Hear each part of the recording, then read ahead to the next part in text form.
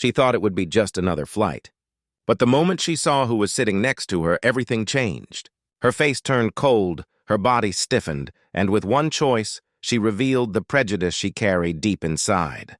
What she didn't know was that this single decision would lead to an unforgettable twist, one that would haunt her for years to come.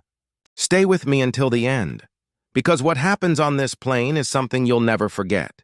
And before we begin, don't forget to like this video and subscribe. It helps us share more powerful stories like this one. The morning sun filtered through the tall glass windows of the airport, casting golden streaks across the polished floor. Travelers hurried past one another, some with tired eyes, others full of excitement. Among them was a woman named Claire, neatly dressed, her expression calm but slightly impatient. She was on her way to an important business meeting, eager to get there on time and avoid any distractions. As she walked through the bustling terminal, she thought about how she wanted everything to go smoothly. The flight was long, but if she could just rest, she would arrive fresh and prepared. She clutched her boarding pass tightly, scanning the rows of seats until she finally spotted her place. But then her gaze landed on the man sitting by the window, tall, broad-shouldered, his skin dark, his presence quiet yet commanding. His suitcase rested neatly at his feet, and he appeared calm, staring out at the runway. Claire hesitated. For a moment, her face stiffened, and an uneasy feeling grew inside her. She didn't know him, yet assumptions formed instantly. Around her, passengers shuffled to their places, flight attendants welcomed travelers with polite smiles, and the hum of engines vibrated faintly through the cabin walls. But Claire wasn't focused on any of it. She was focused only on who she would be sitting next to for the next several hours. Claire hesitated by the seat, clutching her bag tightly. The man by the window glanced up, offering a polite nod as if to say she was welcome to sit. But Claire's discomfort only grew. She turned quickly, catching the attention of a flight attendant. Whispering under her breath, she asked if she could be moved elsewhere. The attendant, a little surprised, explained that the flight was nearly full, but promised to check. Passengers nearby noticed the exchange. Some looked confused, others curious, but Claire avoided their stares. She just wanted it resolved quietly. Within minutes, the attendant returned with a solution, an aisle seat a few rows ahead. Claire gave a forced smile of gratitude and hurried away without even glancing back. The black man, still seated by the window, said nothing. He simply adjusted his jacket, his expression unreadable as though he had seen this before. As the plane lifted into the sky, Claire settled into her new seat, relieved. She distracted herself with a magazine, a movie, anything to keep her thoughts away from what had just happened. To her it was nothing, just a preference, nothing more. Yet, deep down, she knew it wasn't that simple. Hours passed. The flight was calm at first, but somewhere mid-journey, turbulence shook the cabin. Then, just as the turbulence eased, a commotion broke out toward the back. A man had collapsed in the aisle, breathing shallow, his skin pale. The attendants rushed to him, calling for a doctor or anyone with medical training. Panic rippled through the cabin, voices rising in fear. Claire turned in her seat to watch, her pulse quickening. But before anyone else could react, the black man, the one she had avoided, stood up swiftly. Calm, steady, and confident, he moved toward the struggling passenger. The attendant stepped aside as he dropped to his knees, checking the man's pulse, tilting his head back, beginning resuscitation with practiced precision. Gasps filled the cabin as people realized he knew exactly what he was doing.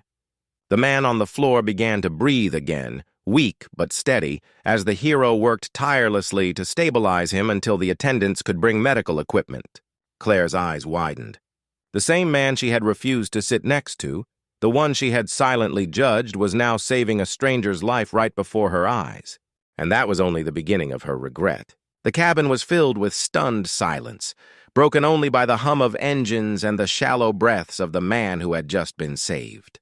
Passengers stared at the black man, their earlier indifference replaced with awe and gratitude. Now here he was, kneeling in the narrow aisle, his hands steady as he monitored the passengers' breathing. His professionalism, his courage, his calm in the face of crisis, it was everything she lacked when she made her choice. He hadn't just been another passenger. He had been the very person everyone desperately needed in that moment. Tears burned at the corners of her eyes. She wanted to stand, to apologize, to say something, but shame held her frozen. As the plane steadied and the crisis passed, the attendants offered him thanks. A few passengers clapped quietly, their admiration genuine. He simply nodded, brushing off the attention as though it wasn't about him. To him, helping had been instinct. To Claire, it was a mirror held to her soul, reflecting her prejudice back at her in the harshest light. For the first time in her life, Claire began to question not just her actions on the plane, but the deeper beliefs she had carried for so long. When the plane finally touched down, relief spread through the cabin. Passengers stood, gathered their belongings, and whispered about the terrifying moment mid-flight and the man who had saved a life. But for Claire, relief didn't come. Instead, she carried the weight of her actions heavier with every passing second. She watched as the black man calmly helped the medical team transfer the patient off the plane. He didn't boast, didn't linger. He simply collected his bag and walked toward the exit, blending into the crowd as though nothing extraordinary had happened. Yet to everyone who witnessed it, he was unforgettable.